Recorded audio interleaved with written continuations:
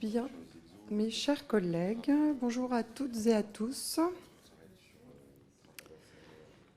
Nous reprenons nos travaux avec aujourd'hui la présentation d'un rapport élaboré dans le cadre de la mission d'évaluation et de contrôle des lois de financement de la sécurité sociale, la MEX, qui a choisi pour première évaluation au long cours de cette législature de se consacrer aux exonérations de cotisations sociales. Elle s'est réunie la semaine dernière pour approuver le rapport de Marc Ferracci et Jérôme Guedj, ici présents, que je remercie de nous présenter leur travail ce matin, avant que nous n'entamions l'examen du PLFSS 2024. Je leur laisse donc la parole, messieurs. Merci Madame la Présidente. Bonjour à tous. Nous sommes très heureux avec mon collègue Jérôme Guedj de vous présenter le résultat de nos réflexions. Je tiens, avant de commencer le propos et d'évoquer le rapport, à remercier très chaleureusement les administrateurs de la Commission des Affaires sociales qui nous ont appuyés dans l'élaboration de ce rapport et qui nous ont permis, dans des délais qu'on s'est donnés, qui étaient assez contraints, d'aboutir à un travail, je pense, satisfaisant. Alors, ce rapport, il part d'un constat qui est documenté d'emblée, c'est que les exonérations de charges sociales dans notre pays pèsent lourd. Dans ce rapport, nous n'avons pas souhaité nous intéresser à l'intégralité des dispositifs d'exonération de charges sociales, par manque de temps, par manque de données aussi. Ces dispositifs sont extrêmement nombreux, ils ont d'ailleurs été documentés par un récent rapport de l'IGAS et de l'IGF, et je crois qu'ils sont au nombre de 147 ou 150. Nous avons souhaité nous focaliser sur les allègements généraux de charges sociales qui représentent une masse qui n'a cessé de croître dans les dernières années dans notre pays, puisqu'elle atteint aujourd'hui près de 3% du PIB, l'équivalent de 80 milliards d'euros, quand on tient compte des effets d'assiette, des dispositifs d'assiette. Donc on a ici une exigence qui est d'évaluer l'impact de cette dépense. L'impact de cette dépense au regard des objectifs que lui fixe le législateur. Le premier de ces objectifs, depuis le début des allègements généraux qui ont été introduits au début des années 90, eh bien, c'est la création d'emplois. Donc ça a été notre première préoccupation que d'interroger l'impact, l'efficacité de ces mesures d'allègement sur la création d'emplois. Nous avons décliné trois questions qui intéressent aujourd'hui le débat public. Nous sommes un petit peu inspirés des problématiques qui avaient émergé dans les derniers mois. La première question, c'est de savoir si les allègements généraux sont tous efficaces, et en particulier s'ils sont efficaces quel que soit le niveau de salaire auquel ils s'appliquent. Nous sommes parvenus à la conclusion que si les exonérations sur les bas salaires, et en particulier sur les salaires compris entre 1 et 1,6 SMIC, étaient efficaces en termes de maintien et de création d'emplois et qu'il était nécessaire de les conserver. En revanche, les exonérations sur les plus hauts salaires, et en particulier sur les salaires compris entre 2,5 et 3,5 SMIC, on parle ici d'exonération de cotisation famille à hauteur de 1,8 points, on parle de bandeau famille pour cette raison-là, ces exonérations, tout porte à croire qu'elles n'ont que très peu d'effet sur l'emploi, que très peu d'effet sur la compétitivité des entreprises. Et la première des recommandations que nous faisons avec mon collègue Jérôme Guedj, eh bien, c'est de revenir sur ces exonérations pour trouver aux 1,5 milliard d'euros que représente le bandeau famille une utilisation plus conforme à l'intérêt général. Sur ce sujet, je laisserai Jérôme développer, mais nous n'avons pas forcément les mêmes idées sur les conséquences politiques à tirer d'une éventuelle suppression du bandeau famille. Pour ma part, je considère que ces sommes devraient être recyclées dans des baisses de fiscalité ou de charges pour les entreprises, afin de ne pas augmenter le prélèvement obligatoire sur les entreprises, mais des baisses de fiscalité ou de charges qui soient plus efficaces. La deuxième question que nous nous sommes posée, et qui est dans le débat public, c'est la question de l'opportunité ou non de conditionner les exonérations à certaines actions des entreprises ou des branches professionnelles, et en particulier parce que la conditionnalité peut embrasser beaucoup de thèmes et de sujets. Ça peut être une conditionnalité liée à des actions environnementales, à des actions en destination de l'inclusion. Nous nous sommes focalisés sur la question d'une éventuelle conditionnalité à la négociation salariale, et en particulier à la négociation salariale de branche. C'est une proposition qui est dans le débat public, et dans le contexte de la future conférence sociale que nous n'avions pas anticipée, mais qui donne quand même une une perspective à cette réflexion, eh bien, nous avons souhaité interroger l'opportunité et la faisabilité de cette mesure d'exonération. Alors là aussi, je laisserai Jérôme peut-être compléter et aller dans le détail de ce que nous avons exhumé. Mais le constat que nous faisons, c'est qu'à ce stade, il ne nous semble pas opportun d'envisager une telle conditionnalité, à la fois pour des raisons de principe, l'idée selon laquelle donner aux exonérations plus d'un objectif, alors qu'il y a déjà l'objectif de maintien et de création de l'emploi, lui ajouter l'objectif de dynamisation des salaires pourrait faire courir le risque de n'atteindre aucun des objectifs. Et ensuite, il y a aussi des questions de nature juridique, opérationnelle, qui ont été soulevées notamment par les administrations que nous avons auditionnées et qui nous laissent penser que le dispositif, s'il devait être mis en œuvre, et en particulier au niveau des branches, générerait une complexité et serait probablement une usine à gaz difficile à assumer. Donc, même si la réflexion peut et doit sans doute se poursuivre sur ce sujet, à ce stade, notre recommandation est de ne pas aller vers ce type de mesure. Enfin, la troisième question que nous nous sommes posée, toujours dans le débat public et dans le prolongement des échanges que nous avons pu avoir à l'intérieur de cette commission et dans l'hémicycle pendant la réforme des retraites, c'est l'opportunité de savoir si, pour maintenir dans l'emploi les seniors, pour créer des emplois qui bénéficient aux seniors, il serait opportun d'avoir des exonérations de charges plus importantes sur les seniors. Et donc, fonder les exonérations sur un critère d'âge. Là aussi, notre recommandation, sur la base des travaux qui nous ont été transmis, de la littérature économique, eh bien, c'est de ne pas aller vers cette solution-là. Il y a certainement d'autres leviers pour favoriser le maintien dans l'emploi des seniors. Des exonérations de ce type généreraient probablement de très forts effets d'aubaine. Le point de départ, qui est sans doute rassurant pour un certain nombre d'entre nous qui nous approchons du seuil d'âge où on devient senior, c'est que la justification des exonérations, eh bien, c'est au fond de compenser un écart qui peut exister entre la productivité et le coût du travail.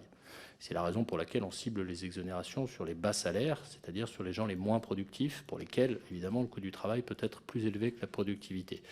La bonne nouvelle, entre guillemets, que nous avons exhumée, c'est que il n'y a aucune preuve selon laquelle les salariés seniors, au-delà de 50-55 ans, aient une productivité plus faible que celle des autres salariés. Et donc, il n'y a pas de justification économique au fait de cibler les exonérations sur ces catégories d'âge.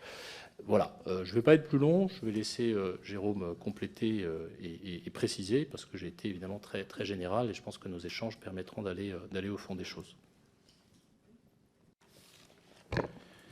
Merci Marc. En effet, on va prendre le temps d'échanger et de répondre à vos questions. Quelques éléments dans mon propos introductif.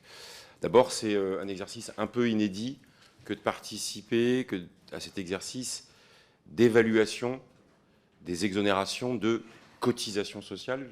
J'insiste sur le terme. Le rapport ne mentionne à aucun moment le terme de charge sociale. Et nous y avons veillé. Alors, à l'oral, certains le font, comme toi à l'instant. Moi, je préfère qu'on continue à parler d'exonération de cotisations sociales. Inédit parce que l'exercice, pour l'instant, est assez nouveau. Pour la parfaite information, mais vous le savez, dans le cadre de la loi organique de Thomas Mesnier, à partir de l'année prochaine, il y a l'obligation dans chaque LAX, dans la loi de règlement du PLFSS de l'année précédente, d'évaluer un tiers de ces exonérations de cotisations sociales. C'est une bonne nouveauté qui avait été introduite par Thomas Mesnier. À la fin juste avant l'été, une méthodologie nous a été proposée avec un rapport de l'IGAS et de l'IGF, et nous attendons, à partir de l'année prochaine, un tiers de ces exonérations qui devra être désormais éclairé un peu plus et un peu mieux que ça ne l'était dans l'annexe 5 du PLFSS les années précédentes. Je dis ça parce que, et c'est la raison principale qui a présidé à cette mission, il y a eu, c'est le terme consacré, un effet d'emballement des exonérations de cotisations sociales, notamment depuis une dizaine d'années, soit du fait de nouveaux dispositifs, le CICE et sa transformation en exonération, et puis aussi la progression de la masse salariale qui, mécaniquement, puisque les exonérations sont assises sur un critère rapport au SMIC, se sont traduits par une explosion, un seul chiffre, le doublement des exonérations générales. On est passé 37 milliards en 2013 à 77 milliards cette année. Il n'y a quasiment aucune dépense publique dans le budget qui connaît un doublement sur cette période. Et en face, on a très peu d'évaluation de l'efficacité de ces exonérations avec une sorte de confiance. Et c'est donc l'objectif que nous nous étions assignés, de mettre, pardonnez-moi l'expression, un peu le pied dans la porte pour que le Parlement participe à ces évaluations régulièrement en lien avec le travail que l'exécutif doit nous proposer. Et je le dis tout de suite, c'est la raison pour laquelle ce rapport, on souhaite d'une manière ou d'une autre le prolonger en affinant nos travaux. Je vais droit au but. Marc l'a rappelé. Nous avons souhaité cibler en première intention les exonérations sur les plus hauts salaires. Et donc ce fameux bandeau famille pour lequel il se dégageait une forme de consensus des économistes qu'on a voulu vérifier à travers des auditions qui ont eu lieu dans cette salle sur l'effet sur l'emploi et sur la compétitivité au-dessus. Donc on parle de salaire entre 4 200 et 6 000 euros bruts, pour lesquels il y avait une interrogation sur l'efficacité en termes d'emploi et en termes de compétitivité. Et donc nous confirmons, ça a été rappelé, qu'elle ne semble pas avérée. On parle d'1,5 milliard, donc c'était aussi un des enjeux d'estimer l'impact de cette exonération, d'1,5 milliard d'exonération sur ces niveaux. Et c'est la raison pour laquelle nous en proposons la suppression. Alors chacun dans son avant-propos explique ce qu'il voudrait en faire. C'est l'échange qu'on va avoir ici. Pour la petite histoire, cette mission, elle est née du constat dans cette salle, au moment du PLFSS l'année dernière, d'amendements identiques de Marc Ferracci et de moi, pour proposer déjà la suppression du bandeau famille, même si à l'époque, dans nos exposés des motifs, nous n'avions pas la même utilisation. Le rapport, je parle de met le pied dans la porte quand même, questionne, même s'il n'apporte pas de réponse, enfin en tous les cas fait écho des interrogations que plusieurs économistes et acteurs ont mentionnées devant nous, qui est que entre 1,6 et 2,5 SMIC, la question peut se poser. Nous n'apportons pas de réponse aussi tranchée que s'agissant au-dessus de 2,5 SMIC sur le bandeau famille, mais le bandeau maladie, en gros, qui est le gros de l'exonération entre 1,6 et 2,5 SMIC. Donc là, on est autour de 20 à 25 milliards, sur lesquels nous pensons qu'il faudrait prolonger les travaux d'évaluation et d'appréciation, en tous les cas au regard des objectifs assignés. Un dernier point qui est une incidente, on a souhaité aussi mentionner des éléments, bien sûr, en rappelant que ces exonérations sont compensées. Donc elles n'ont pas d'impact sur le budget de la sécurité sociale. L'État décide d'exonération dans le cadre de sa politique de l'emploi et compense soit par des financements directs, soit le plus souvent en affectant une partie des recettes fiscales, de la TVA ou autre, au financement de la sécurité sociale. J'attire collectivement notre attention, parce qu'on a souhaité le mentionner, qu'il reste quand même une exonération générale qui n'est pas compensée, qui a été décidée en 2019, qui est la désocialisation des heures supplémentaires quand elle a été réintroduite. Et c'est 2,5 milliards. C'est-à-dire que la sécurité sociale pâtit d'un manque de ressources de 2,5 milliards qui a été décidé par l'État.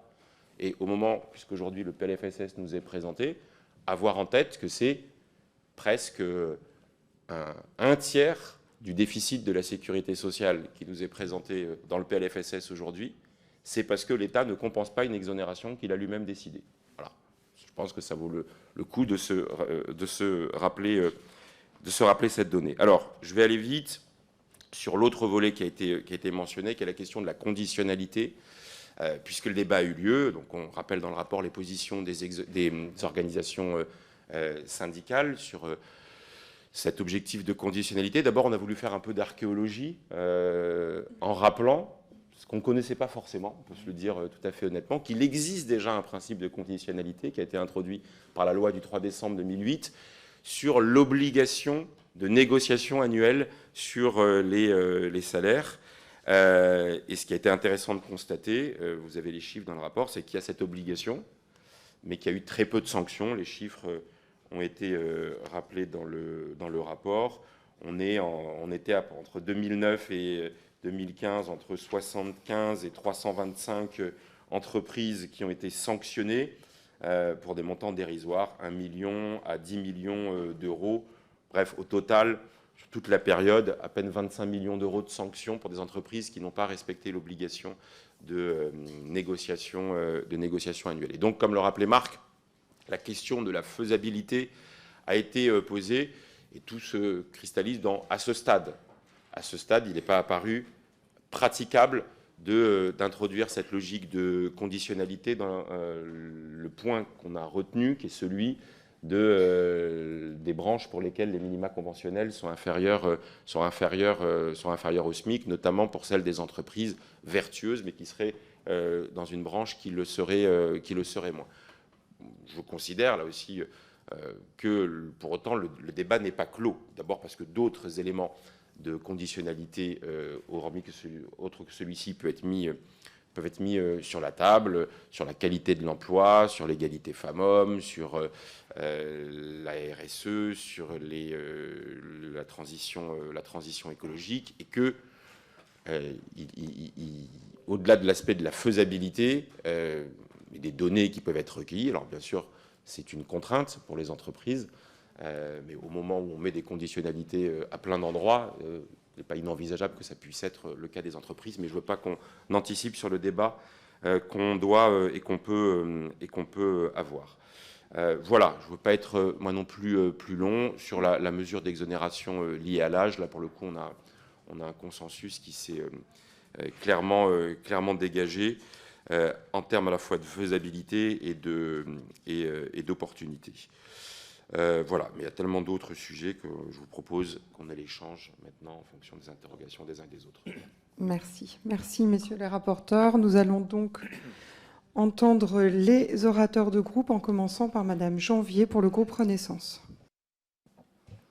Merci, Madame la Présidente, et un grand merci, messieurs les rapporteurs, pour ce rapport très précis, très clair, et qui permet aussi de retracer l'histoire de cette exonération de cotisations sociales et des débats qui y sont liés, avec évidemment vous replacez la question de ces cotisations qui sont des revenus différés, et je partage ce point de vue, qui permettent de financer des risques eux-mêmes couverts par la sécurité sociale, avec ce débat dans les années 90 sur le coût du travail, mais aussi celui de la compétitivité des entreprises, et donc rappeler finalement l'objectif principal de ces exonérations qui était de favoriser l'emploi. Et c'est quelque chose que, je crois, nous entendons tous lorsque nous discutons avec des chefs d'entreprise, notamment les PME, qui nous disent parfois renoncer à recruter du fait de ce coût du travail. Donc c'est intéressant de confronter cette réalité que nous entendons aux études plus théoriques, et vous constatez qu'effectivement, au-delà entre 2,5 et 3,5 SMIC, les effets ne sont pas avérés. Et donc, vous arrivez à ce consensus d'une inefficacité finalement de cette politique publique sur les plus hauts salaires.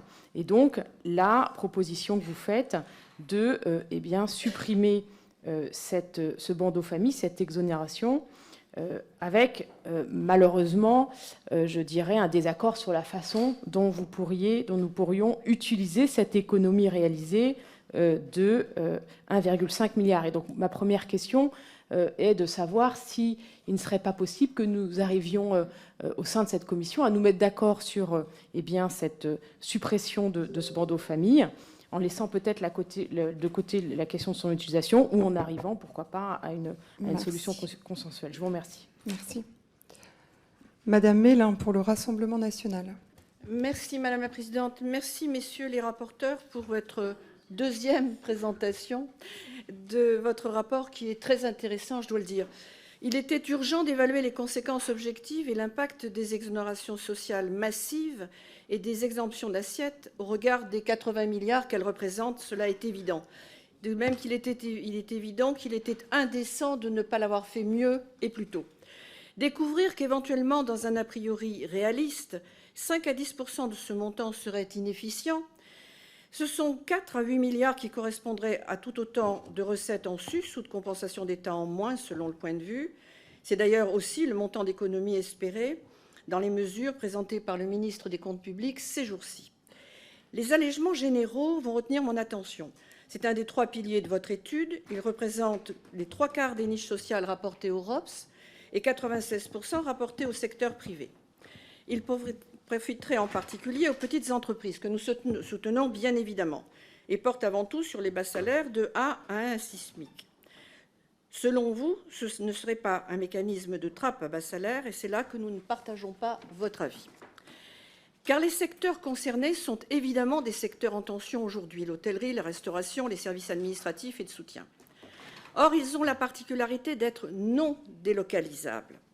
Pour maintenir la compétitivité et pour certains salariés garder leur prime d'activité, c'est ce que nous avons découvert dans votre dossier, il ne faut donc pas augmenter les salaires et les maintenir les plus proches possibles des salaires délocalisés. C'est donc une main-d'œuvre étrangère, seule capable d'accepter des salaires non attractifs en France, qui accepte ces emplois. C'est donc une délocalisation à domicile. À l'inverse, pour les pays d'origine de ces travailleurs, c'est une externalisation de leur économie. Ainsi, 25% du PIB des Comores repose aujourd'hui sur la diaspora. Alors, pour cette raison majeure et d'autres plus vénielles comme la suppression du bandeau famille, nous pensons qu'il y a d'autres façons de soutenir les PME. Merci. Et nous ne partageons donc pas vos conclusions et vos propositions. Merci, messieurs. Merci, Monsieur Ruffin, pour la France Insoumise. Merci, Madame la Présidente. L'État est devenu un puissant dealer de subventions, un narcotique auquel les entreprises françaises aiment se shooter. Qui a écrit ça? C'est pas moi, c'est pas un leader de la CGT, c'est pas Attac, c'est un ancien cadre du MEDEF, responsable des affaires sociales, David Véraille, et qui poursuit sa métaphore. Les entreprises françaises sont malades de cette addiction à la subvention déguisée. Celle-ci agit comme de la cocaïne. Elle donne l'illusion temporaire de la puissance et de la force, mais elle ruine la santé à petit feu. Donc, je vous remercie pour votre rapport qui vient mettre un peu d'ordre dans ce torrent de subventions qui ont triplé en 10 ans, passant de 26 milliards d'euros, enfin, d'exonération sociale de 26 milliards d'euros à 77 milliards d'euros cette année. Si on ajoute les autres aides, crédit impôt recherche et ainsi de suite, on arrive sans doute aux alentours de 160 milliards d'euros. Tout ça sans aucune condition, ni sociale, ni fiscale, ni environnementale. Et donc, grand merci de mettre la lumière là-dessus. Et notamment de revoir, de dire que voilà, au-delà de 2,5 SMIC, ça n'a plus d'efficacité en termes d'emploi, ça n'a plus d'efficacité économique. Merci, Monsieur Ferracci, d'entamer cette remise en cause. Merci, Jérôme, d'aller plus loin, parce que je pense qu'on va prendre ça. Votre rapport, c'est un pied dans la porte, ou un orteil dans la porte. Mais il est évident que derrière, il va y avoir des questions à se poser sur cet énorme paquet de 160 milliards d'euros d'aide aux entreprises. Et donc, c'est ainsi qu'on le prend. Pourquoi il faut le faire? Il faut le faire parce que l'État a besoin de moyens. L'État a besoin de moyens pour rebâtir son hôpital, l'État a besoin de moyens pour rebâtir son école, l'État a besoin de moyens pour affronter le choc climatique. Et il y aura 2 moyens de les avoir. Un, une fiscalité juste qui fait que les milliardaires ne soient pas aujourd'hui sous-taxés par rapport aux Français moyens. Et deuxièmement, aller chercher dans cette masse de subventions qui est aujourd'hui donnée comme un dealer, comme le dit cet ancien cadre du MEDEF. Merci, Monsieur Viry, pour le groupe Les Républicains. Oui, merci Madame la Présidente. Par votre travail, chers collègues, vous avez prouvé, s'il en était besoin, l'utilité de la MEX. Travail conséquent d'évaluation de dépenses d'État, de dépenses d'organismes sociaux pour tenter d'améliorer le sort de chacun, le pays en général, mais aussi la situation individuelle des personnes. Je voudrais saluer la qualité de votre travail. J'ai vu les auditions que vous aviez conduites de façon très éclectique, avec la volonté effectivement de poser un diagnostic, mais aussi une vision. Et moi, je sais ce que je retiens de votre travail. Et d'ailleurs, une suite doit être donnée. On verra laquelle. Et probablement que nous aurons des divergences. Mais lorsqu'on met le pied dans la porte, comme l'a dit notre collègue Ruffin, on ne peut pas effectivement rester au milieu du gué sur un sujet comme celui-ci. Parce qu'en fait, vous nous proposez une vision à terme sur la question de l'allègement des charges sociales. Et tous les gouvernements, de droite, de gauche et d'ailleurs, ont cherché à renforcer la compétitivité de notre économie et de nos entreprises en baissant le coût du travail qui, effectivement, nous rend en difficulté par rapport à d'autres pays. Donc c'est un véritable sujet. Et la réponse a été effectivement l'allègement des charges. Et vous nous proposez aujourd'hui des recommandations avec, me semble-t-il, un consensus sur l'idée qu'en dessous de 2,5 SMIC, ça va, il y a une efficacité, une utilité. Au-dessus, tout se discute. N'oublions jamais, mes chers collègues, que les charges sociales, les cotisations sociales, c'est le revenu de remplacement et c'est la protection sociale. Si on modifie ça, ça veut dire qu'il faut financer la protection sociale autrement, par de la fiscalité. Première question. Faut-il une conditionnalité? Moi, j'avoue que ce sujet, il m'intéresse. Effectivement, décider qu'il ne faut plus baisser les charges sociales, ce serait, à mon avis, suicidaire par rapport à cet enjeu de compétitivité. Ne faut-il pas pour autant demander une contrepartie? La question mérite d'être posée. En tout cas, on ne pourra pas exclure de nos travaux la nécessité de renforcer le salaire net dans notre pays, parce qu'en creux, c'est ce que sous-tend votre rapport. Merci. Monsieur Cyril Isaac-Sibyl pour le groupe démocrate. Merci Madame la Présidente. D'abord, je voulais remercier effectivement les rapporteurs, dire effectivement tout l'intérêt du rôle de la MEX. Effectivement, par rapport à ça, je trouve que, et donc j'ai l'honneur de la coprésider avec Jérôme, mais je trouve que c'est un formidable travail que vous avez fait, qui rend hommage à la MEX. Je trouve que le travail que vous avez fait est très intéressant par rapport à l'historique. Je trouve effectivement, grosso modo, on vote tous les ans des textes sans vraiment comprendre le pourquoi. Et donc cet éclairage que vous avez fait est très intéressant. Même au niveau sémantique, là, effectivement, dans nos débats, on peut parler d'allègement ou d'exonération de cotisation, ou de cotisation ou de charges sociales. Tout ça, c'est assez intéressant au niveau politique de voir comment, effectivement, ces cotisations sociales sont perçues. Moi, ce que je remarque, c'est effectivement, c'est qu'on arrive un petit peu à un point de bascule. On fait actuellement l'analyse de ces exonérations en 2023 par rapport effectivement à ce qui a pu être fait effectivement, il y a 10-15 ans. Il y a un point de bascule dans le sens où on se rend compte, et c'est ça qui est intéressant, on se rend compte qu'il y a 15 ans, le problème, effectivement, c'était l'emploi, c'était le chômage, et que grosso modo, on est dans un autre monde. On était, il y a 15 ans, dans un chômage de masse, grâce à une politique qu'il faut quand même réaffirmer. On n'est plus dans ce chômage de masse, et effectivement, on est plutôt dans un problème de tension de certains secteurs. Et je trouve que cette historique que vous faites est intéressant parce qu'on voit, ça met en évidence cette espèce de bascule. On est passé effectivement d'un monde à un autre. Je trouve le travail est intéressant dans le sens effectivement, et c'est bien, au sein de cette commission, au sein de la MEX, on peut arriver à des consensus et on peut que vous féliciter par rapport à ce consensus, notamment par rapport à la remise en cause du bandeau famille entre 2,5 et 3,5 SMIG. Donc pour ça, effectivement, bien évidemment, il faudra qu'il y ait des suites. Mais je trouve que c'est intéressant, cette analyse, cette historique, par rapport, effectivement, à différentes périodes et différentes problématiques qu'ont traversé notre pays. Merci. Merci beaucoup. Monsieur Delaporte, pour le groupe socialiste.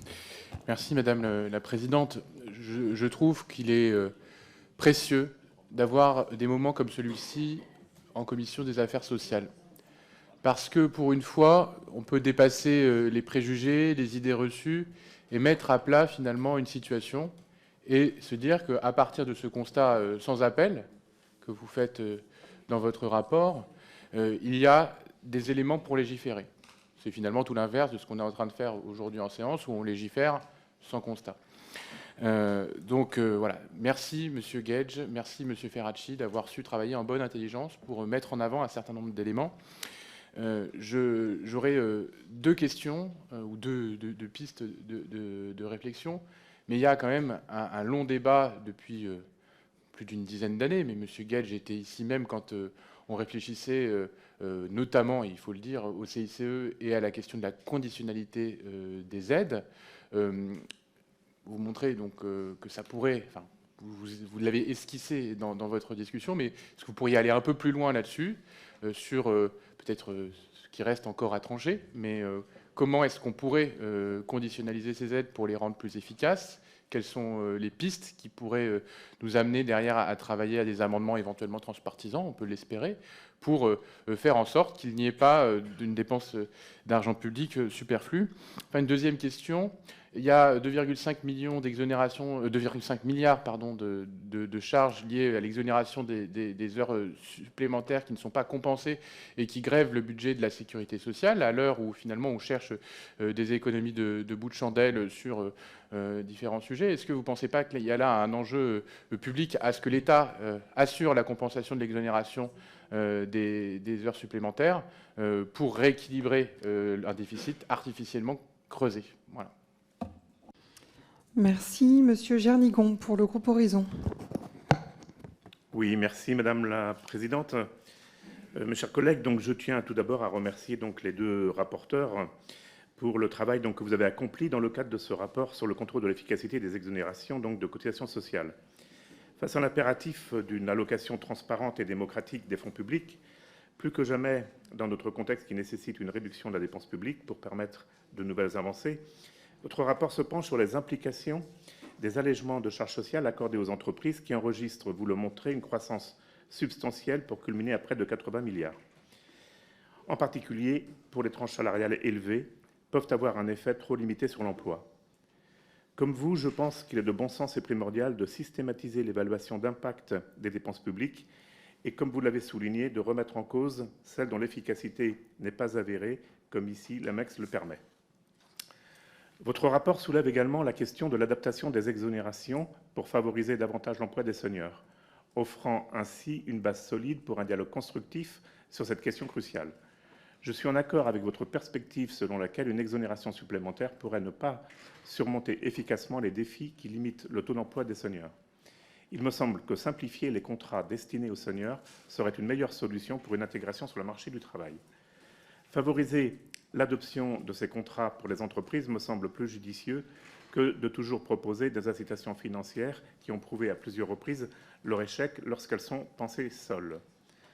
Un point de votre rapport a également retenu mon attention, celui des exonérations pour les jeunes entreprises innovantes.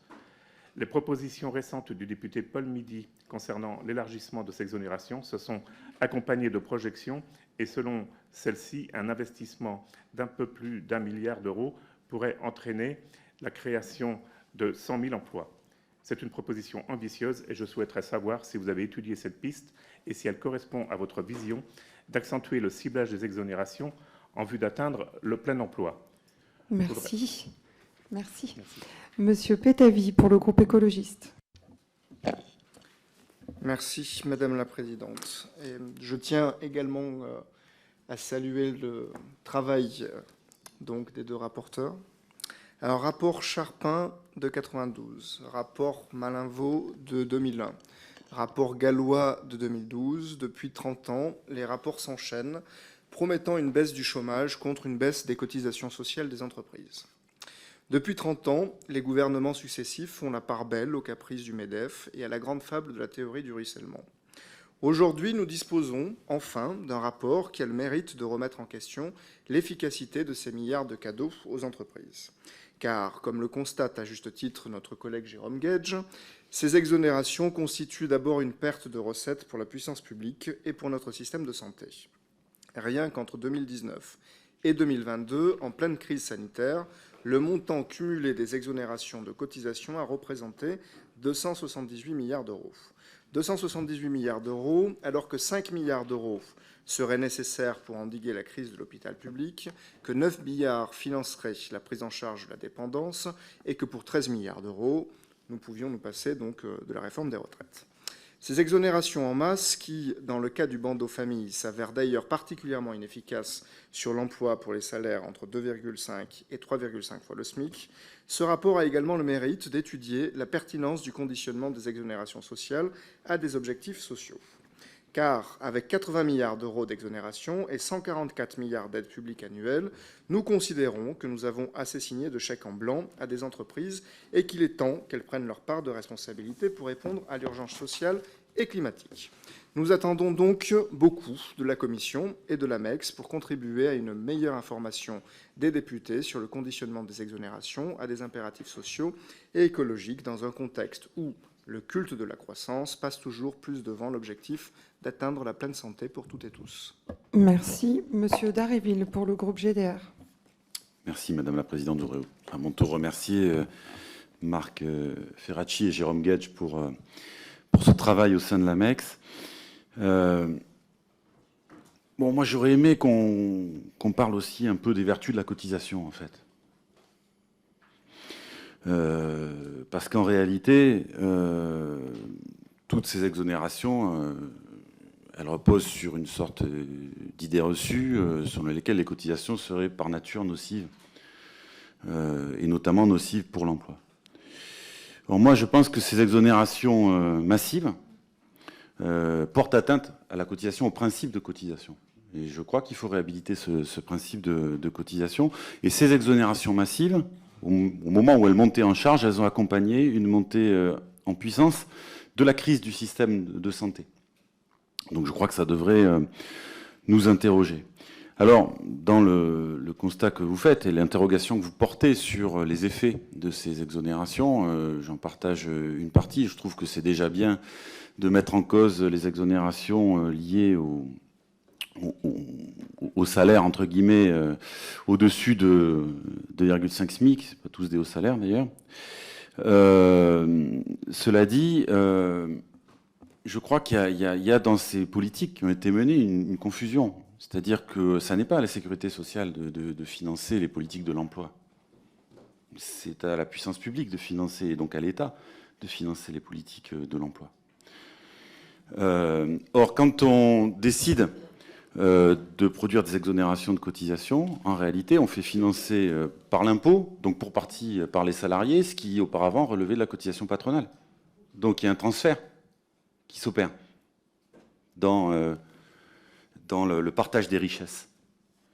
Et donc je crois que ça pose un problème, et qu'il faudrait interroger cette réalité-là. Voilà. Merci. Monsieur Panifou, pour le groupe Lyotte. Merci Madame la Présidente, Messieurs les rapporteurs, merci pour votre travail. La question de la légitimité, de l'efficacité des exonérations de charges ou cotisations sociales se pose aujourd'hui avec d'autant plus de force que nous sommes en recherche constante de ressources supplémentaires pour financer notre système de protection sociale. Il doit évoluer avec le vieillissement de la population française, la nécessaire adaptation de l'offre de soins et d'accompagnement qui en découle, l'explosion des maladies chroniques, l'adaptation de l'offre médico-sociale pour accompagner nos aînés, ou tout simplement l'évolution du niveau d'exigence des usagers sur ce que doit être une prise en charge de qualité en 2023 dans notre pays. Les règles d'hier ne sont en effet pas forcément adaptées à une société dont les besoins ont évolué et il est légitime de les interroger. Mais je souhaite néanmoins formuler plusieurs remarques sur l'hypothèse de la baisse des exonérations de cotisations présentes dans ce rapport, où elles sont évaluées comme peu ou pas efficaces. Vous reprenez précisément les différentes mesures qui ont été appliquées au fil des décennies pour arriver à la situation actuelle avec 80 milliards d'exonérations. D'abord, la notion de stabilité fiscale et sociale. Les entreprises ont besoin d'une chose essentielle qui n'est pas toujours le niveau, mais la tendance du coût du travail, comme pour les autres coûts liés à leur activité. Je pense d'ailleurs que c'est d'autant plus vrai que l'entreprise est petite. C'est la question de la visibilité pour le chef d'entreprise. Le risque de déplacement de la rémunération. La baisse des exonérations est une hausse du coût du travail qui peut avoir comme effet collatéral assez simple de déplacer les rémunérations pour ceux qui dépassent les seuils que vous souhaitez fixer ou revisiter vers des outils défiscalisés ou désocialisés qui sont, elles, à la disposition de l'entreprise pour éviter de faire évoluer sa masse salariale, ce qui représenterait alors une perte sèche pour le financement de la sécurité sociale. Rien plutôt que moins. Le tassement des salaires, autre risque, d'autant plus lorsque vous évoquez l'affirmation d'un seuil à 1,6 SMIC et non plus au-delà, comme c'est le cas aujourd'hui, avec même un renforcement des exonérations autour de ce seuil. Les chefs d'entreprise ne méconnaissent pas ces seuils ou ces exonérations. S'ils ne recrutent pas, bien sûr, pour une personne en fonction de cela, à l'échelle d'une entreprise, sur la durée, la conséquence des effets de seuil est à envisager. Merci. Je viens de me faire l'avocat du diable. Ces remarques ne sont pas des oppositions à vos propositions, mais des réflexions. Je vous remercie. Merci beaucoup. Je vais, dans un premier temps, passer la parole à messieurs les rapporteurs pour des premières réponses aux questions qui ont été soulevées, et ensuite on poursuivra les questions des députés. Ouais. Merci beaucoup pour toutes vos interventions. On va essayer de faire un peu synthèse des différents points qui ont été soulevés. Et je vais peut-être repartir de l'intervention de M. Panifou et aussi en écho à celle de Mme Mélin, puisqu'au fond, qu'est-ce que ça pose, ces problématiques? C'est la question des trappes à bas salaire et de la possibilité que les exonérations ralentissent, voire bloquent les augmentations de salaire. Alors c'est un sujet sur lequel on s'est penché dans le cadre du rapport. On a posé la question et on a interrogé un certain nombre d'études économiques qui ont cherché à évaluer l'existence ou non de trappes à bas salaire. Sur ce sujet, je pense qu'il faut être précis.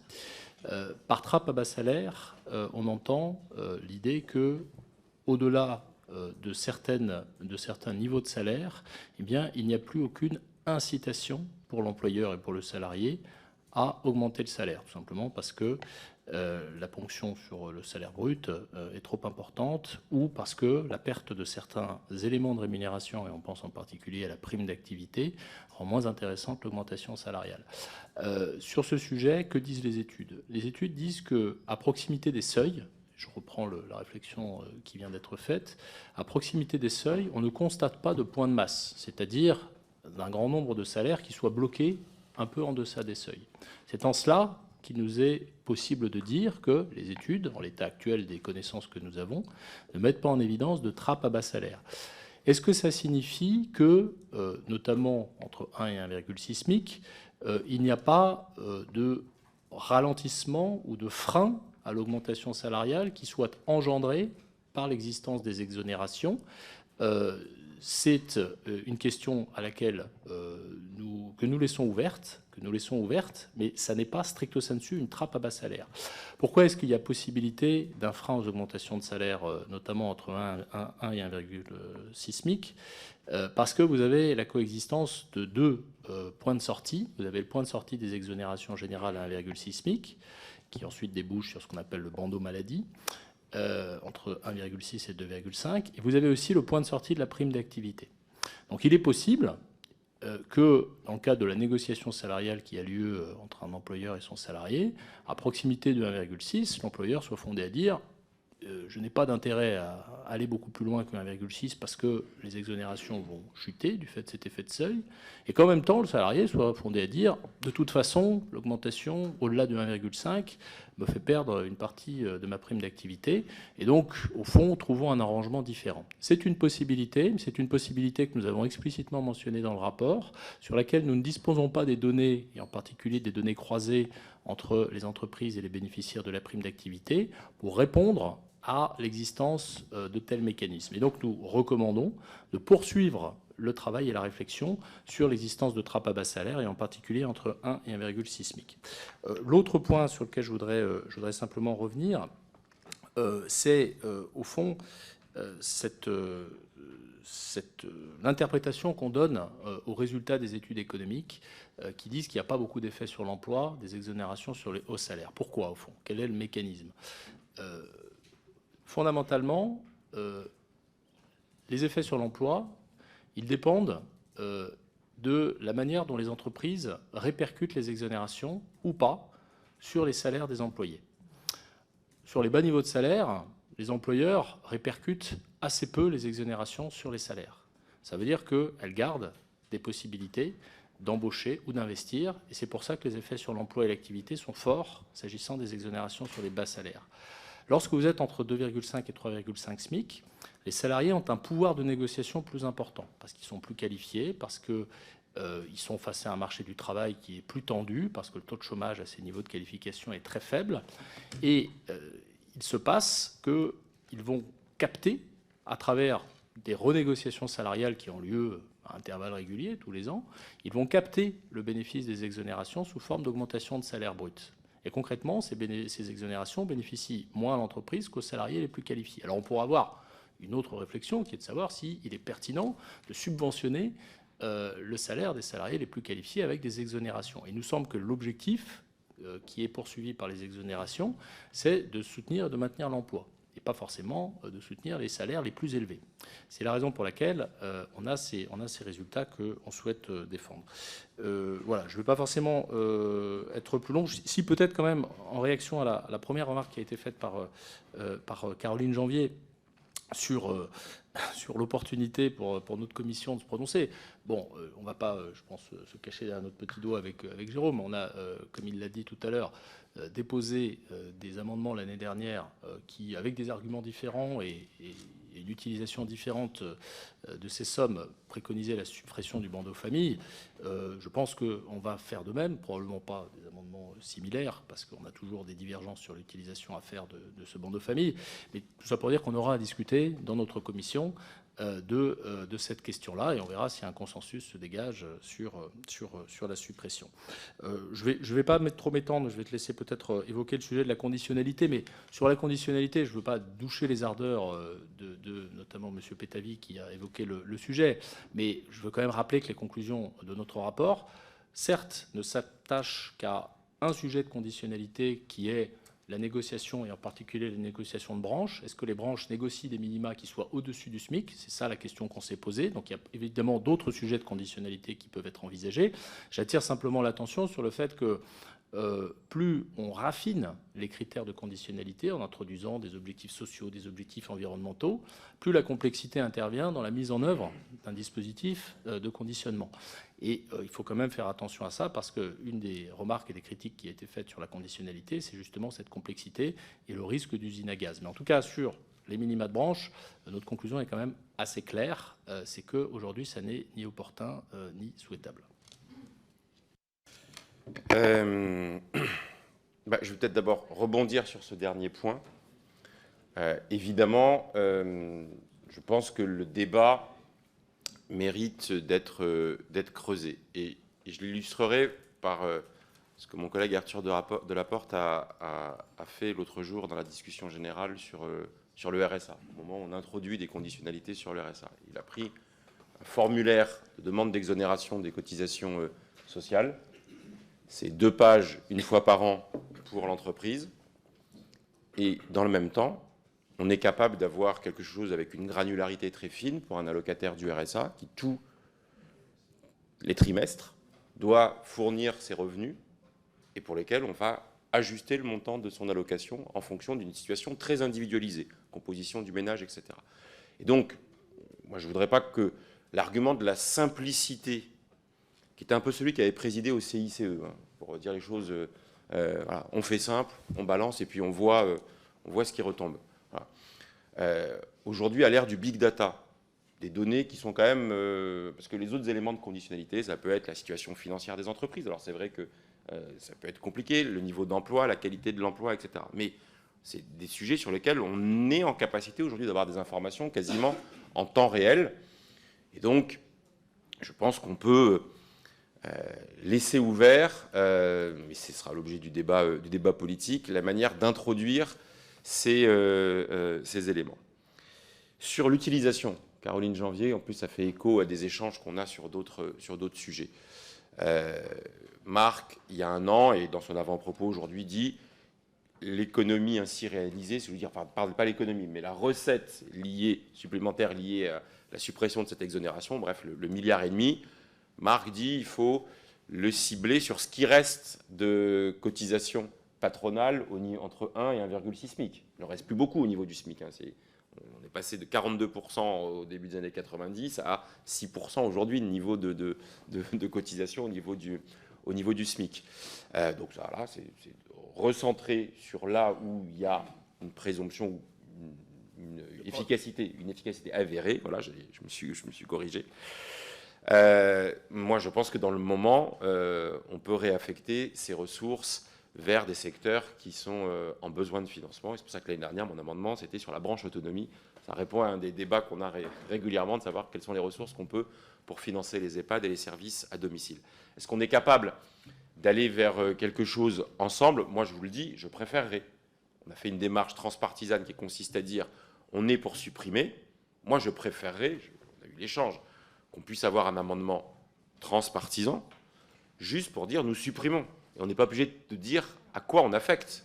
Parce que l'affectation, c'est, dans l'exposé des motifs, c'est de toute façon une autre décision, je veux dire, juridico-financière. Ce n'est pas l'exposé des motifs qui conditionne l'élément de la suppression. Voilà. Donc, dans un monde idéal, j'aimerais un amendement de la Commission des affaires sociales sur la base de ce rapport qui dit le rapport propose la suppression du bandeau famille, point. Voilà. Et ceux qui veulent, allons-y. Voilà. Sinon, on va se retrouver dans la situation où on va avoir un amendement Gage, un amendement Ferracci, pour dire le même objet avec des exposés des motifs pour expliquer qu'on ne l'a pas fait ensemble. Bon, bref. Mais S'il y a des âmes qui veulent se joindre à nous, faisons-le. Et je pense que ce serait aussi, on verra ce que dira l'exécutif et ce que chacun des groupes sera amené par loyauté et fidélité à faire. Je pense que c'est aussi une manière, de consolider le travail de la MEX, de notre commission des affaires sociales et du Parlement en général. Et donc ça pourrait être utile. Je voudrais juste terminer sur un point, parce que ça a été évoqué quand même. Il y a un point de consensus. Alors, si je schématise, parce qu'il faut assumer, on se lime la cervelle, comme dit Montaigne, hein, quand on est dans une mission de cette nature, et on entend les arguments de celui avec lequel on est supposé ne pas être en plein accord. Moi, j'assume que les éléments fournis me permettent de dire que entre 1 et 1,6 SMIC, il y a une efficacité en termes d'emploi au regard de l'objectif assigné. J'entends des détracteurs qui peuvent dire « oui, mais on pourrait faire autrement ». Il y a un consensus très fort, plus qu'un consensus, et d'ailleurs ça traduit par la proposition, au-delà de 2,5 SMIC, mais je ne voudrais pas qu'on se ferme la porte sur les interrogations qui ont été exprimées entre 1,6 et 2,5 SMIC. Voilà. Où là aussi, je pense que ce soit pour les exonérations, enfin ça s'appelle le bandeau maladie, puisque c'est essentiellement une cotisation d'assurance maladie qui est exonérée, pour laquelle je pense qu'il y a à approfondir le travail, parce que là on est sur 20 à 25 milliards d'euros. Voilà. Et je pense que ça pourrait être l'étape d'après, alors évidemment avec des conséquences. L'argument que les organisations patronales qui étaient assises à votre place, Monsieur Viry, mais ce n'est pas du tout, puisque les syndicats étaient aussi à cette place quand on les a auditionnés, donc ce n'est pas une boutade de ma part, c'était de dire, pour nous, c'est un élément pour corriger le différentiel de coût du travail avec notamment nos voisins allemands. Sauf que le rapport, quand même, dit que l'essentiel des exonérations de cotisations sociales ne profite pas d'abord au secteur exposé à la concurrence internationale. Qu'on a donc là une contradiction de l'argument de la compétitivité prix sur des secteurs qui ne sont pas exposés à la concurrence internationale. Je ne peux pas m'empêcher de redire ici ce que je disais à l'époque au moment de la création du CICE, où l'argument de l'emploi et de la compétitivité ne collait pas sur des pans entiers qui n'étaient pas exposés à la concurrence internationale. Dans cette salle, je prenais l'exemple à l'époque des professions réglementées, les experts comptables, les avocats, les huissiers, les notaires qui allaient bénéficier du CICE, alors que par définition, ils ne sont pas dans un secteur exposé à la concurrence internationale, et que les allègements, les baisses d'IS qu'ils allaient encaisser ne se traduiraient pas par de la création d'emplois. Et mis bout à bout, c'était 1 milliard d'euros pour l'ensemble de ces professions réglementées. Donc ça, c'était le côté... Voilà. Et donc le rapport, il est aussi utile en ce sens qu'il documente la distribution à la fois par secteur des exonérations de cotisations sociales et où on voit, et par taille aussi des entreprises, où on voit que la cible est un peu ratée. Je vous redonne qu'un seul chiffre. Les exonérations des allègements Fillon, ça décroît et c'est plutôt sain avec la taille de l'entreprise, alors que pour le bandeau famille, ça ne décroît pas avec la taille de l'entreprise. On voit bien qu'il y a un effet qu'on peut qualifier d'aubaine et qu'a rappelé Marc, qui se traduit moins par un effet sur l'emploi qu'une subvention au niveau de salaire. Merci. Nous poursuivons donc avec les questions des députés avec Madame Valentin. Merci Madame la Présidente. Vous relancez donc le débat sur la politique de réduction du coût du travail et vous plaidez pour la suppression d'exonérations de cotisations sociales sur les hauts salaires. Votre diagnostic est assez partagé, sans s'accorder sur toutes les solutions, à part celle de supprimer le bandeau famille. À l'heure où l'exécutif se dit en quête d'économie budgétaire, la suppression de ce bandeau famille rapporterait autour de 1,5 milliard d'euros. Mais quel en sera l'impact sur l'attractivité et la compétitivité de nos entreprises à l'heure où l'exécutif parle de réindustrialisation, de souveraineté industrielle et agricole ? Vous vous êtes également penché sur l'idée de conditionner les allègements à des objectifs comme la revalorisation des salaires, la création d'emplois de qualité ou la fixation de critères environnementaux. Nous voyons à la lecture de votre rapport que, loin s'en faut, vous n'êtes pas toujours d'accord. Concrètement, que proposez-vous pour améliorer la situation inquiétante de l'emploi des seniors en France, sachant que le groupe LR avait proposé des choses intéressantes lors du projet de loi retraite ? Merci. Votre rapport soulève malheureusement plus de questions qu'il n'apporte de réponses. Toutes les solutions proposées sont sujettes à un débat. Et nous devons travailler ensemble au sein de la Commission sur ces sujets. Votre Merci. rapport est très minutieux, il est Merci, fourni, Madame il Valentin. est fondé. Monsieur Le Gac. Oui, merci Madame la Présidente. Mais écoutez, je voudrais à mon tour saluer le travail des deux co-rapporteurs et puis saluer bien évidemment l'esprit transpartisan qui prévaut dans ce rapport. On vient de l'entendre encore. Alors, Jérôme Guest a répondu en partie à la question que je voulais poser en fin de son propos, puisque bien évidemment, il y a les entreprises qui sont exposées à la compétition internationale. Parce que même si le rapport est bien évidemment très intéressant, moi je suis resté juste un petit peu sur ma fin, parce que mais c'était pas non plus l'objet de votre rapport. Sans doute, vous n'êtes pas rentré dans le catégoriel, dans le secteur par secteur, et pourtant il y a des différences bien évidemment très importantes d'un secteur à l'autre. Moi, il y a un sujet en tant que breton que je suis particulièrement, c'est le secteur maritime que je défends. C'est un secteur, non seulement les entreprises d'armement peuvent demander une exonération des cotisations patronales pour les marins embarqués, mais en plus, on a mis en place en 2021 un net wedge, c'est-à-dire y compris une exonération ou une aide correspondant à la part salariale des charges. C'est pour dire que ce secteur est bien évidemment très très soutenu. Et donc voilà, il faut penser aux entreprises qui sont exposées à la globalisation, à la mondialisation, comme le transport maritime par exemple. Merci. Merci, Monsieur Bazin. Merci Madame la Présidente. Messieurs les rapporteurs, je vais apporter un peu de contradiction à votre diagnostic, car vous semblez avoir fait l'impasse d'une réflexion sur la compétitivité, vous limitant à l'emploi. Vous proposez de supprimer le bandeau famille, c'est-à-dire vous voulez supprimer des exonérations de cotisations familiales, ce qui correspond à une augmentation de prélèvements obligatoires et donc une hausse des charges, appelons un chat un chat. En termes de compétitivité, malgré ces exonérations actuelles, les employeurs entre 2,5 et 3,5 SMIC s'acquittent de 6,4 milliards de cotisations en plus par rapport à l'Allemagne. Car notre système de protection sociale est progressif. Plus le salaire est élevé, plus le taux de cotisation sociale en pourcentage de salaire brut est élevé. Avec ce que vous proposez, n'allez-vous pas générer une perte de compétitivité pour nos employeurs exposés à la concurrence, car il n'y a pas que les experts comptables et les notaires. Deuxième question, vous évoquez un gain budgétaire d'1,5 milliard pour les caisses de l'État, mais avec cette augmentation de charges, les recettes d'IS vont baisser. N'avez-vous pas surestimé le gain budgétaire? Troisième question, en deçà de 2,5 SMIC, il y aurait 7,8 points d'allègement, au-delà 0 point. N'allez-vous pas accentuer les effets de seuil, alors que ces exonérations de charges ont pu inciter des employeurs à augmenter les salaires? N'allez-vous pas désormais les dissuader? Autant de questions qui me font douter du bien fondé de votre recommandation. Merci, Madame Gruet. Merci Madame la Présidente. Pour revenir sur les propos de mon collègue Bazin, le but premier de ces exonérations est de favoriser l'employabilité. Est-ce qu'on n'aurait pas du coup envie d'embaucher des salaires avec une meilleure valorisation, ce que l'on perdrait s'ils sont moins exonérés, avec un nivellement vers le bas des salaires, des compétences et de la valeur du travail?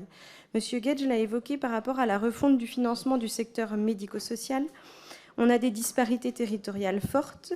On pourrait donc s'interroger sur le côté gratuité de notre système de santé qui s'oppose avec un reste à charge important du financement de la dépendance. Vous avez parlé de l'exonération des seniors à l'emploi qui n'était pas pertinente. Avez-vous des pistes de réflexion à ce sujet pour favoriser l'emploi des seniors? Et enfin, évitons de ne chercher que des recettes supplémentaires, mais l'État et le gouvernement devraient impérativement diminuer ses dépenses et son train de vie, comme on peut le voir avec la fiscalité sur les carburants. Essayons plutôt de diminuer nos dépenses plutôt que de chercher des recettes supplémentaires. Merci. Monsieur Di Filippo.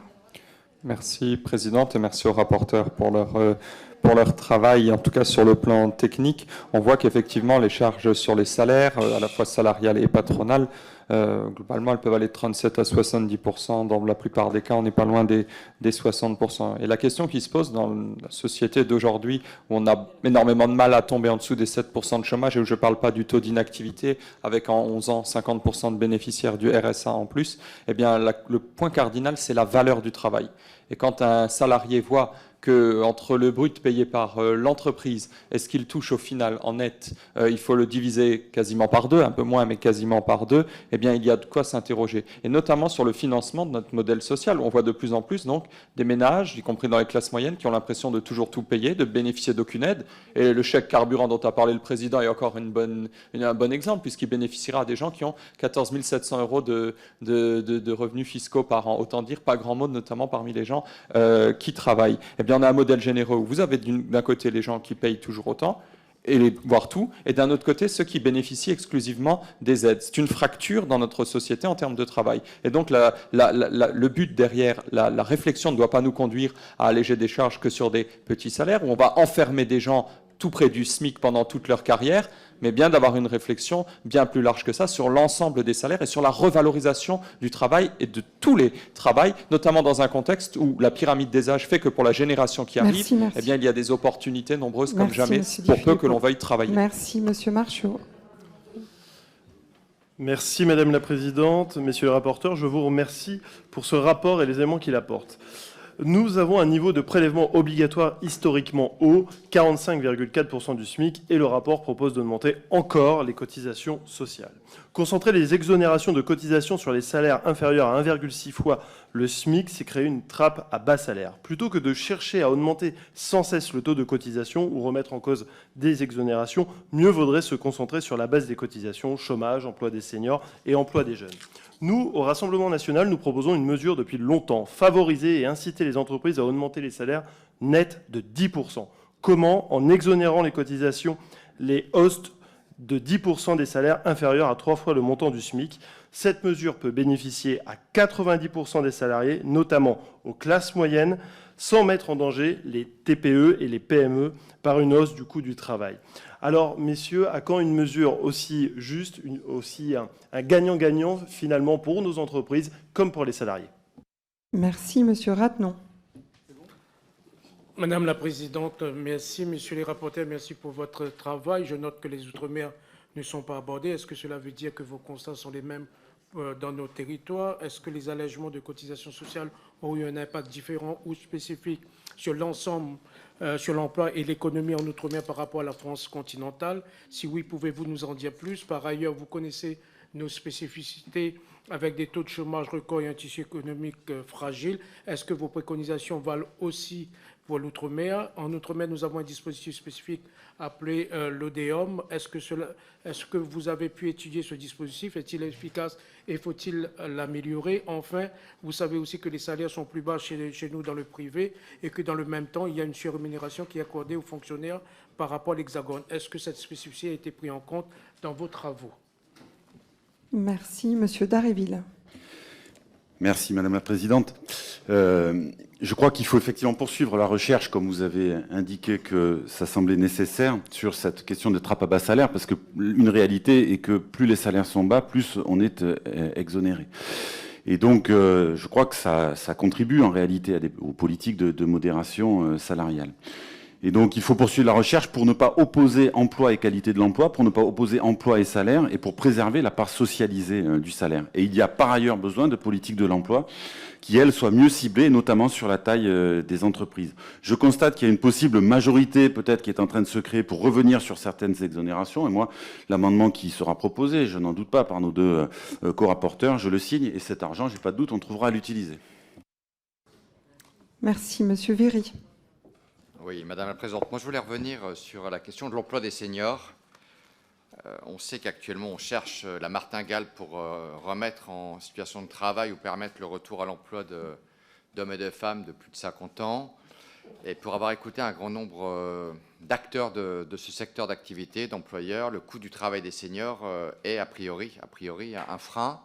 Vous avez tous les deux exclu l'idée d'un allègement de cotisation spécifique pour ce public-là.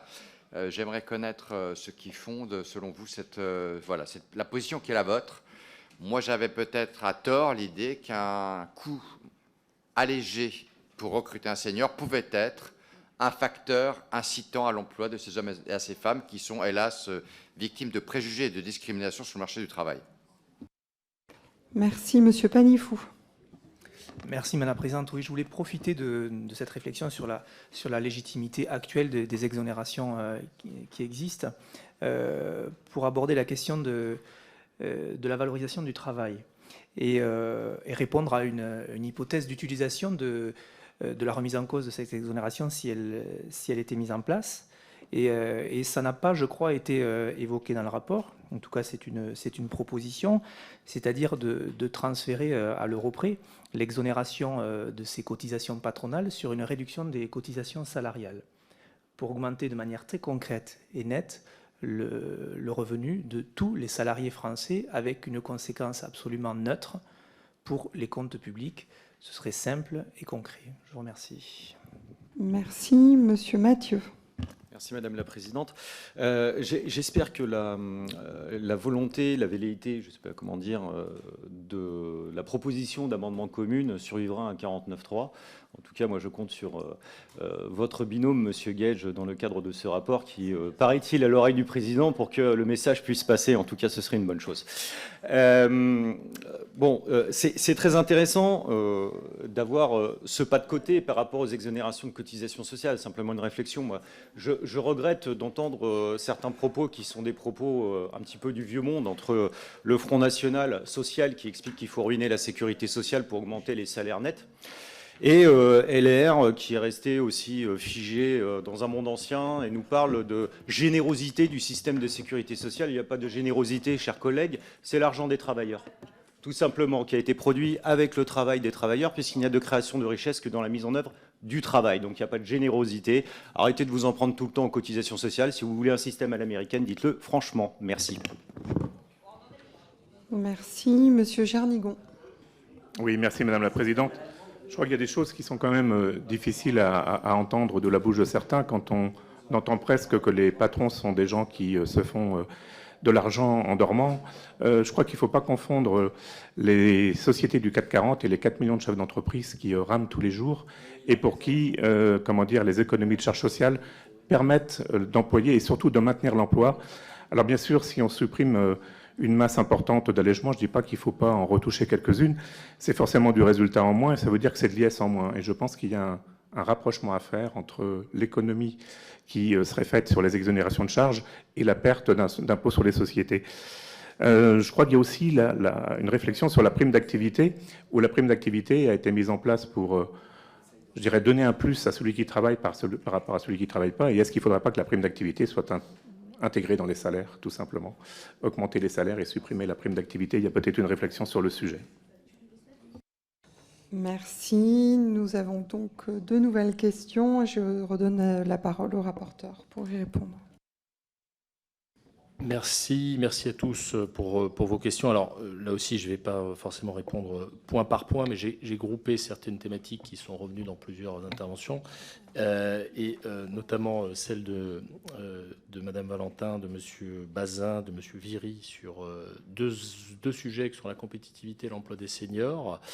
Alors, sur la compétitivité, le rapport s'y intéresse. En tout cas, il s'y intéresse à hauteur des évaluations qui existent sur l'impact des exonérations et du CICE, parce qu'il y a aussi des évaluations qui ont porté sur le CICE, qui n'ont pas mis en évidence de tels effets, en particulier sur la capacité exportatrice des entreprises. C'est la raison pour laquelle nous nous permettons de dire que les exonérations sur les hauts salaires n'ont pas forcément une inefficacité avérée sur l'emploi, mais également sur la compétitivité. Maintenant, je suis tout à fait disposé à dire qu'il faut continuer à creuser la question. J'attire simplement l'attention sur le fait que les comparaisons de coûts du travail nominaux entre la France et l'Allemagne, entre la France et d'autres pays, donc assez peu d'interprétations si on ne les rapporte pas à la productivité respective des pays. Et donc le bon indicateur, ce sont les coûts unitaires de production respectifs de notre pays et par exemple de l'Allemagne, si vous voulez faire des comparaisons avec l'Allemagne. Il se trouve que ces coûts unitaires de production, c'est ce que montrent notamment les rapports du groupe d'experts sur le SMIC depuis un certain nombre d'années, ils ont eu tendance à converger, alors que nous étions en retard, en tout cas que nous avions des coûts unitaires de production plus élevés que l'Allemagne, et c'est en partie, effectivement, grâce aux dispositifs globaux d'exonération, mais pas forcément grâce aux dispositifs d'exonération sur les hauts salaires. Sur le gain budgétaire que vous évoquez, qui pourrait baisser du fait d'une baisse des recettes de l'IS, là j'avoue que je suis un petit peu circonspect parce que il faut, je pense, apporter la démonstration que les recettes d'IS baisseraient si on remettait en cause le bandeau famille. Pour ma part, je ne vois pas de mécanisme, et en tout cas, je ne vois certainement pas, et ça j'en suis sûr, de preuves empiriques de ce type de mécanisme. Non, on peut pas. Alors, excusez. Bon, non, on monsieur, peut pas, monsieur Bazin. On reprend pas la parole. Non, mais c'est moi qui me. Non, mais peut-être on s'expliquera hors de la... Non, pas on s'expliquera, vous m'expliquerez hors de la commission. Non, monsieur Bazin, laissez les rapporteurs apporter leur réponse. Et sur l'aspect des seuils, je pense, et là je vais peut-être aller un petit peu plus dans votre sens, je pense qu'on a besoin d'avoir une réflexion globale, c'est peut-être d'ailleurs le point de sortie de nos travaux qui vont se prolonger dans le cadre de l'AMEX, sur un profil différent des allègements qui permettent d'éviter les seuils à 1,6 à 2,5. Nous préconisons que le point de sortie ne soit plus à 3,5 mais à 2,5. Mais j'ai pu avoir l'occasion d'en discuter avec certaines organisations patronales. Je pense qu'il y a une réflexion à avoir sur la manière de lisser sur l'intégralité du profil des allègements. Et ça, je pense que ce sont des travaux qui nécessitent des données, qui nécessitent de l'expertise. Le gouvernement souhaitera s'en saisir ou pas. Sur l'emploi des seniors, je redis, parce que c'est important, que cette disposition consistant à exonérer plus les cotisations sociales pour les salariés âgés serait inefficace au sens où elle générerait du gaspillage d'argent public.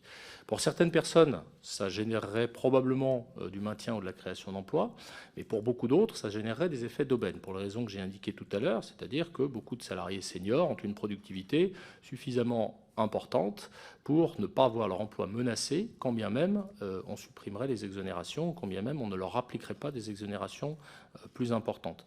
Donc ça, c'est un élément important. Sur les pistes, sur les pistes alternatives, on ne va pas refaire la discussion qu'on a eue pendant le débat sur les retraites, sur l'index senior. Moi, pour ma part, je considérais que c'était une piste intéressante.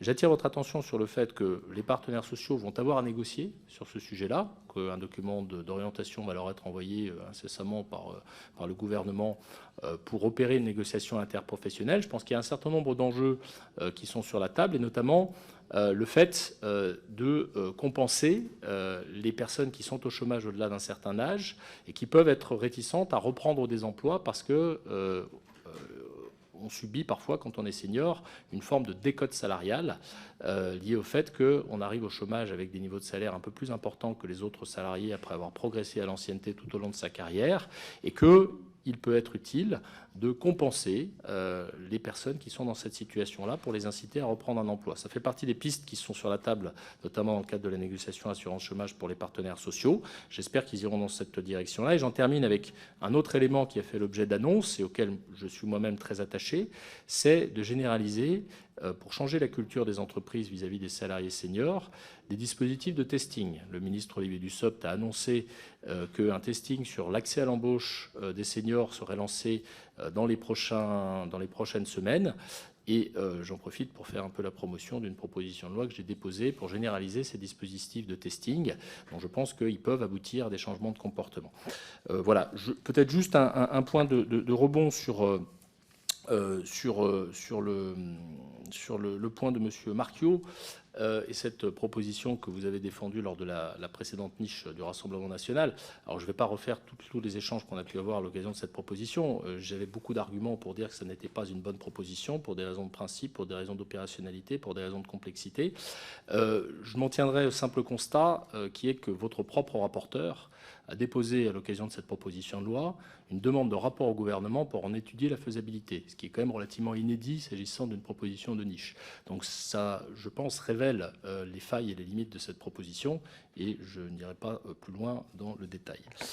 Et enfin, s'agissant de l'amendement commun, rien, c'est quelque chose qui est sorti de la bouche de mon collègue Jérôme Guedj. Je redis qu'il me semble que les conséquences politiques que nous tirons l'un et l'autre de la suppression du bandeau famille, eh bien, n'ont pas véritablement, n'ouvrent pas beaucoup de possibilités, mais continuons à en discuter. Je suis toujours ouvert à la discussion. Et sur l'outre-mer, on dit que poursuivre. Oui, et peut-être une réponse à M. Rattenon aussi sur le sujet outre-mer, parce que, comme on vous l'a dit, on n'avait pas le temps de se pencher sur les dispositifs spécifiques. Il y a des niches sociales qui portent sur l'outre-mer dont on peut interroger l'efficacité. Bien sûr, les allégements généraux s'appliquent en outre-mer. Nous n'avons pas terminé avec nos travaux d'évaluation, puisque c'est un travail au long cours, et on aura peut-être l'occasion, effectivement, de se pencher sur des niches géographiques ou sectorielles. Oui, rapidement, puisque vraiment les éléments ont été évoqués. Sur ce dernier point, la question de la suite du rapport sera posée. Je le dis avec Cyril Isaac-Sibyl à nos côtés aujourd'hui. Dans le programme de travail de la MEX, on aura à se poser la question de la poursuite de ce travail d'évaluation en articulation avec ce qui va venir dans la LAX au mois de mai prochain. Et comme Marc l'a dit à l'instant, on n'a pas abordé les exonérations ciblées qui peuvent être territoriales dans les quartiers politiques de la ville, dans les zones de revitalisation rurale ou pour certaines catégories de population, des apprentis, des jeunes, etc. Donc on aura à prolonger ce travail. Sur l'amendement, je vais livrer un scoop. Je serai obligé de voter, même si je ne suis pas d'accord avec l'exposé des motifs, l'amendement de Marc Ferracci. Est-ce que la réciproque sera vraie? Voilà. Donc, plus simple, faisons-le ensemble. Mais moi, je le dis tout de suite, je proposerai à l'ensemble des membres de la commission un amendement dès l'instant où ce rapport aura été autorisé à sa publication pour aller en son sens. Et il y a un dernier point que je ne voudrais pas qu'on enjambe quand même, je l'ai mentionné tout à l'heure, mais au moment où le PLFSS, on vient de le recevoir tous sur nos boîtes, et qu'il y a le sujet des ressources, je crois que c'est Arthur Delaporte qui l'évoquait tout à l'heure dans son intervention, que la question de la non-compensation et des raisons objectivées de la non-compensation de 2019 de la désocialisation des heures supplémentaires, c'est compliqué aujourd'hui de continuer à la légitimer et à voir cette anomalie dans le tableau, justement l'annexe 5 du PLFSS. Je vais voir le document, je n'ai pas encore eu le temps de le compulser, il vient de nous arriver, il était en Conseil des ministres ce matin, mais de voir cette exonération non compensée, je pense que ça vaudra le coup de reposer la question et d'aller en ce sens lors des débats. Voilà, et à mon tour, terminer par ce par quoi a commencé Marc, vraiment remercier les administrateurs de la Commission des affaires sociales parce que, comme vous pouvez l'imaginer, ça a été avec beaucoup d'agilité et de souplesse très précieux pour la rédaction du rapport, comme d'ailleurs la parfaite collaboration de l'ensemble des administrations. Je pense à la Direction générale du travail, à la DGE, à la DSS, qui nous ont contribué à éclairer nos travaux. Voilà. Merci beaucoup, messieurs les rapporteurs, pour la qualité de vos travaux et la qualité de ces échanges. Je pense que ces échanges ont permis de montrer d'abord l'intérêt que suscite le sujet pour les députés, qui ont à cœur aussi d'évaluer nos politiques publiques, qu'il subsiste encore de nombreuses questions sur la conditionnalité, sur l'impact que pourraient avoir de nouvelles exonérations pour cibler par exemple l'emploi des seniors. J'ajouterais quand même peut-être un point de vigilance aussi sur l'impact que pourrait avoir un retour en arrière et la sensibilité que nos chefs d'entreprise peuvent avoir à des signaux d'éventuelles nouvelles hausses, puisque c'est comme ça qu'on arriverait dans le cas de suppression d'exonération de cotisations sociales, et qui me semble important que dans les travaux qui doivent continuer à être menés, je pense que c'est ce que l'ensemble des députés appellent, puisse être bien pris en compte l'impact d'un éventuel retour en arrière dans l'engagement de nos chefs d'entreprise et en question de confiance dans le marché, dans leur marché et dans les perspectives d'emploi qu'ils pourraient engager, mais aussi de rémunération de leurs salariés dans un contexte d'éventuelle hausse de masse salariale et également d'inflation. Donc nous avons encore, je crois, pour la Commission, de nombreux travaux sur ce champ. Il nous est posé aujourd'hui la question de l'accord de la Commission pour la publication de ce rapport. Je pense que personne ne voit ici d'objection à ce que ce rapport puisse être publié. Il en est ainsi décidé. Merci beaucoup. Notre prochaine réunion sera consacrée à l'examen, en application de l'article 91 du règlement, des amendements au titre 3 et 4 du projet de loi pour le plein emploi. 3 à 5, pardon, oui, on a un 5e titre. Pour le projet plein emploi, la date et l'heure vous seront précisées dans une prochaine convocation. Merci. Bonne journée à tous. À tout à l'heure dans l'hémicycle.